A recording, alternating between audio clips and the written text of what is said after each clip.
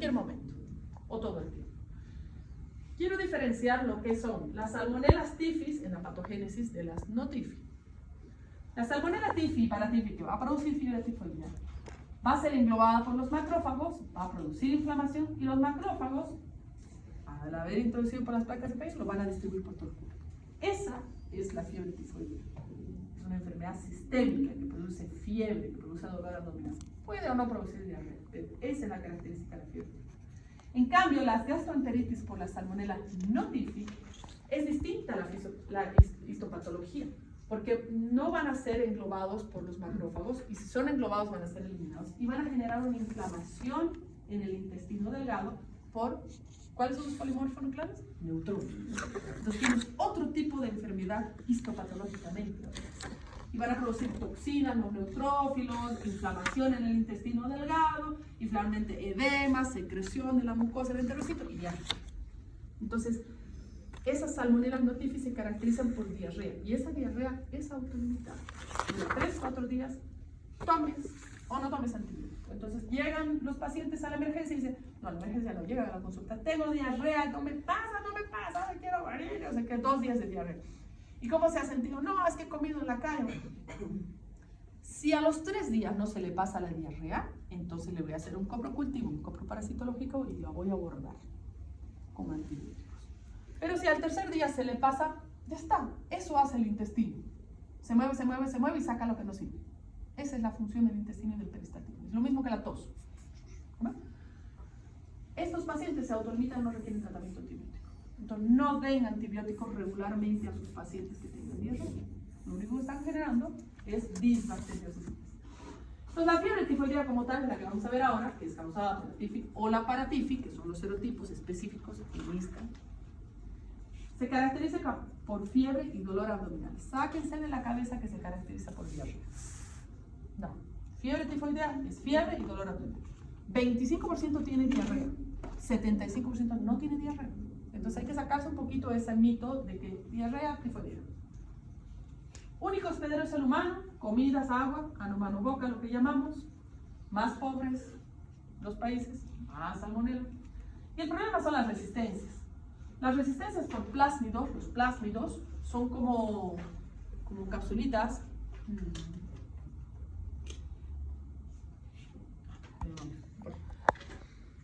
que contienen material genético de resistencia. Entonces, un Escherichia coli, por ejemplo, que tiene resistencia porque tú tomas cada vez antibióticos para tus infecciones urinarias o lo que fuera que sea, entonces vas generando que tus bacterias se vuelvan más robustas, más resistentes. Y generan varios tipos de mutación, y una de ellas se queda en un plásmido, que es como un globulito que está dentro de la célula. Y se pega a otra célula, una Klebsiella, un Proteus, una Salmonella, y se la contagia.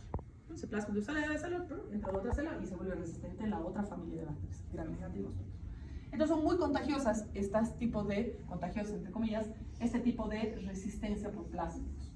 Y eso está presionado por el abuso y mal uso de antibióticos que hacemos a diario. O sea, no hay un paciente que estornude que ya le estén chantando su antibiótico y corticoide. Pero si está estornudando y tiene coriza y el 70-80% son virales, ¿por qué le están poniendo antibiótico? Porque hay una demanda de cliente médico, ¿no? No es cliente, es paciente, pero el cliente en la privada exige, y el médico, como no quiere perder sus clientes, le da lo que le pide, y literal, sobre todo el corticoide. Hay un mal uso, un programa terrible del corticoide. Bien, entonces ese es un tipo de resistencia muy grave porque se está usando mucho antibiótico en diarrea que no debería estar. Y hay otro tipo de susceptibilidad reducida que tiene que ver con la pared de la bacteria. No les va bien la situación. ¿Por qué les digo esto? Porque es un problema, es un gran problema. La distribución global más o menos, esta es bastante antigua, del 2002, pero no ha cambiado mucho. Sur de Asia, tenemos todo, mucho más que en otras partes, Pakistán, India, etc. Las partes nórdicas tienen que ver con primer mundo, más limpio y más fríos, y comen menos en la calle.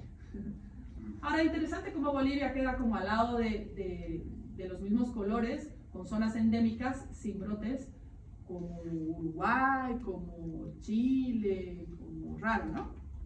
En un asunto de términos de salud, a mí me parece que lo que falta acá son datos. No es que faltan enfermos, yo creo que faltan datos. Bien. Este es un artículo muy bonito que encontré. Hoy Mary, que así se le llamaba porque era una cocinera que, como nuestra señora de las Tucumanas, que fue enfermando a todo el mundo hasta que la pillaron, la trataron y se resolvió. O la prohibieron cocinar, no sé. Se define como la excreción del microorganismo por las heces u orinas por más de 12 meses. Eso es un portador crónico. Y puedes tener una tasa de portadores entre 1 y 6%. O sea, de 100 personas que van a tener la tifoidea, entre 1 y 6 de esas personas van a quedar como portadores crónicos. Es alto. Y ellos son los que perpetúan y hacen que la enfermedad esté ahí. Todo el tiempo vigente. Obviamente, es más frecuente cuando tienes colelitiasis. O sea, si tengo cálculos en la vesícula, más probablemente soy portadora además de un microorganismo o cáncer de vesícula. Portador crónico puede ser un factor de riesgo muy grande. Ahora, la clínica básicamente es que cuando has comido algo en la calle, no, esta semana no he comido nada, bien, he estado en mi casa, mi mamá no me ha dejado salir. Sí, pero hace 10 días sí.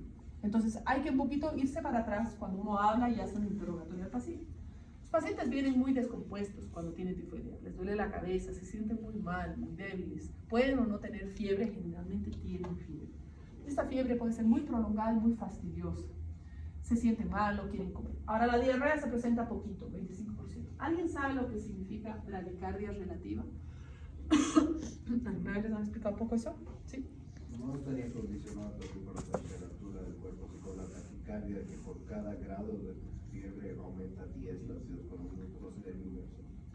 No lo inverso, pero no hace taquicardia, ¿no? O sea, si tú ves una persona que tiene 38 a 39 grados, lo mínimo que esperas es que tenga 90 o 100 por minuto.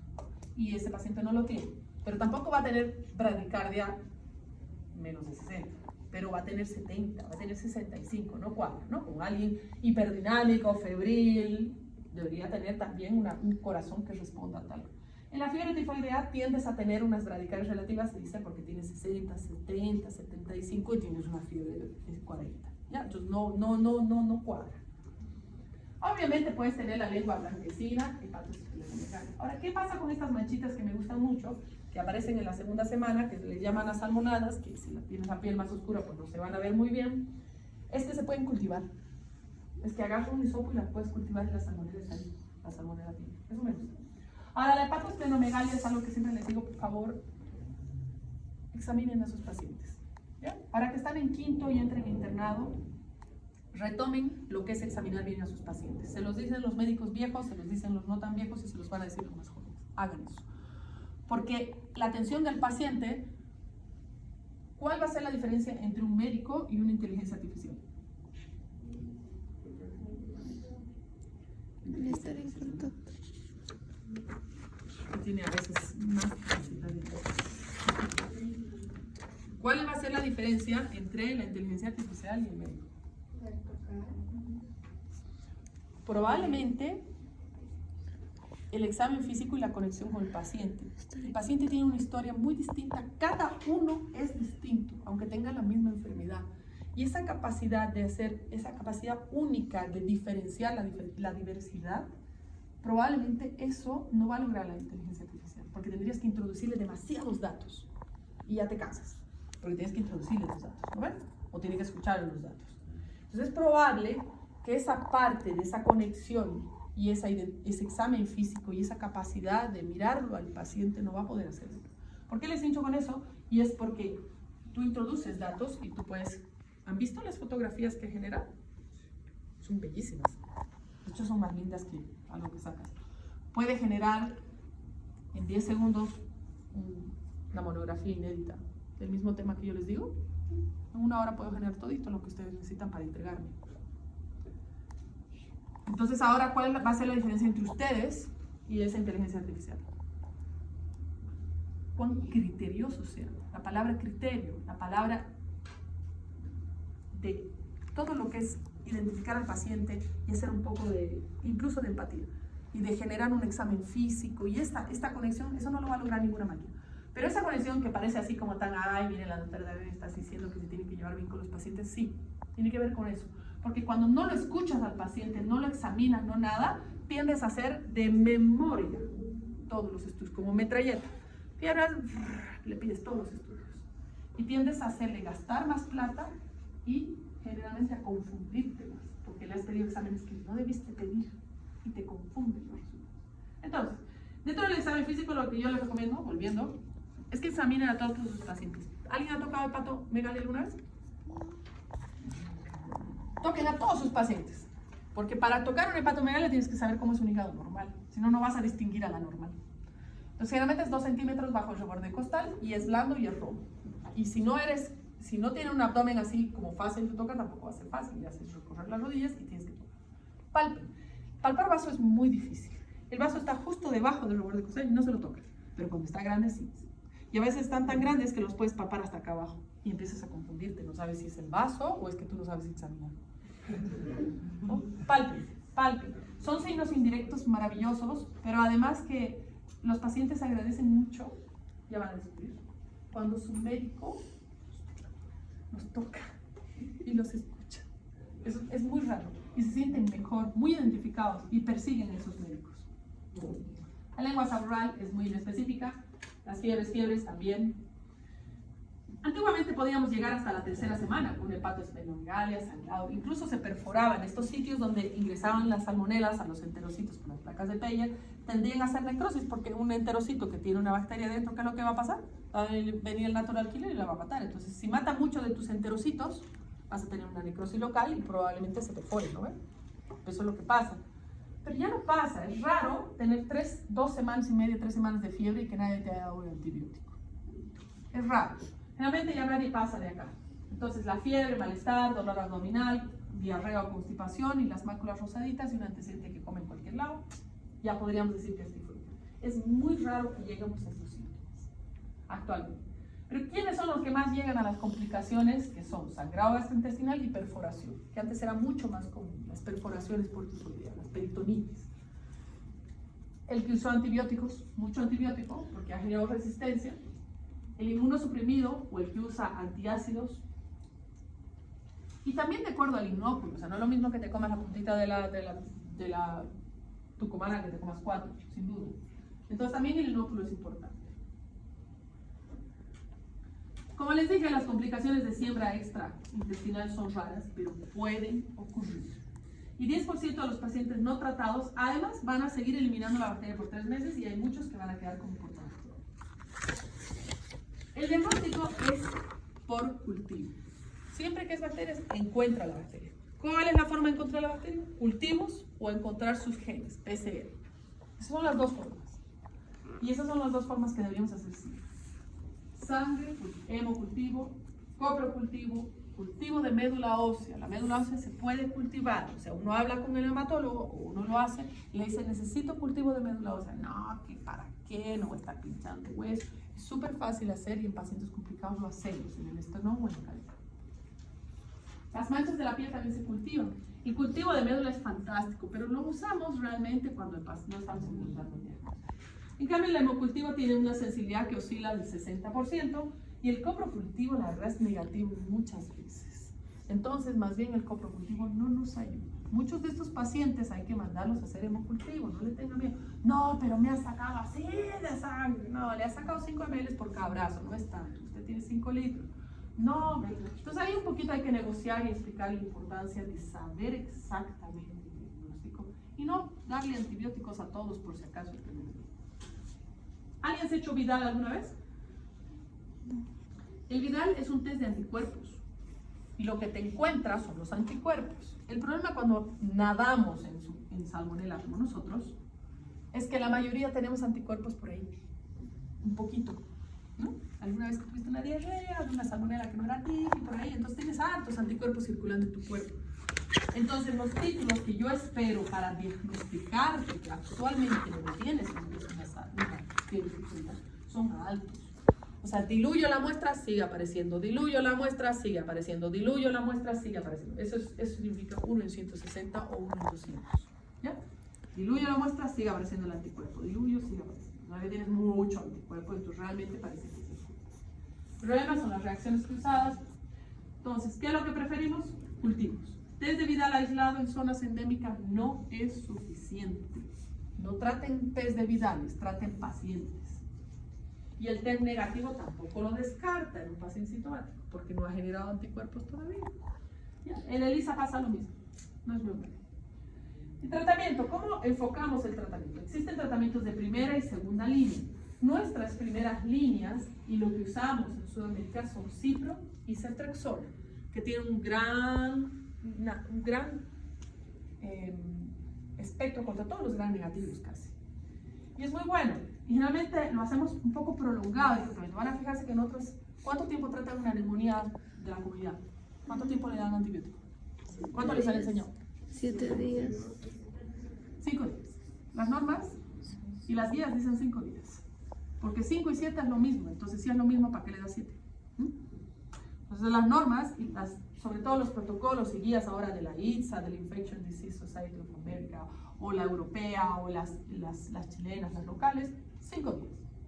Neumonía social, ventilador, el paciente ventilado, se está requete, 5 días. Porque no es más días de antibiótico lo que te resuelve. La bacteria está eliminada. En el caso de la salmonela, tendemos a dar más largo por este problema del reservorio.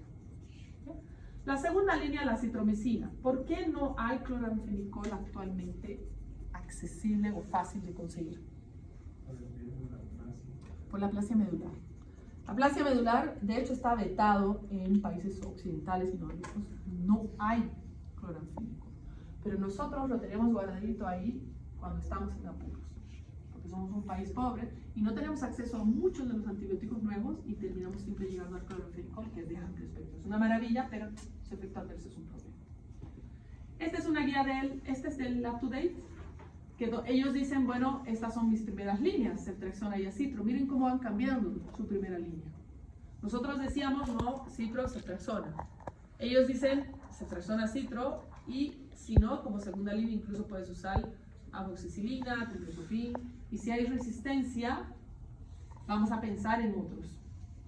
En dosis muy altas de ciprofloxacina, porque hay resistencias que pueden ser manejadas con dosis. ¿Por qué no usamos ciprofloxacina en el adulto mayor dentro de lo posible? Ustedes usan. Se usa mucho fluoroquinolona para el instrumento. ¿Por qué no deberíamos o mejor no? Hace unos años, pero hace unos 5 años, salió como una advertencia con su Red Label que decía: no usemos fluoroquinolonas en adulto mayor ni en personas que no lo necesitan dentro de lo posible, por efectos adversos que no conocíamos, tendinitis y rotura de tendón.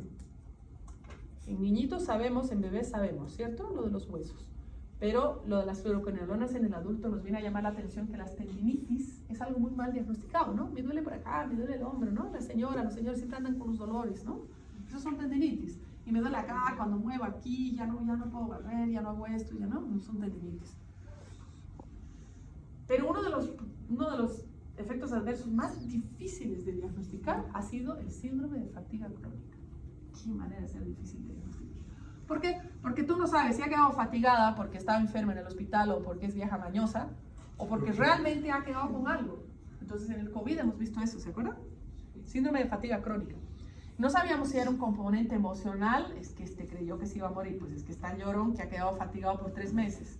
No sabemos si es emocional, porque razones no nos ha faltado para tener emocional, o hay un componente físico-orgánico. El físico-orgánico, fisiopatológicamente no lo hemos entendido, pero de que existe una correlación de asociación directa entre el COVID y el síndrome de fatiga crónica no existe, y hay estudios muy bonitos. Pero con las quinolonas igual. Entonces, ¿a quién le va a dar el síndrome de fatiga crónica con mayor probabilidad? Al mayor de 60 años. O sea que si pueden, no usen quinolonas en menores de 60 años. ¿Ya? Si pueden, no lo hagan. Porque esa fatiga crónica la va a acompañar por el resto de la vida. Regalo que le acabas de dar a tu paciente, ¿no? Le curaste la bacteria y lo dejaste fatigado, cansado, todo el tiempo como deprimido. ¿De acuerdo? Bien, eso es salmonela. ¿Cómo estamos en tiempos?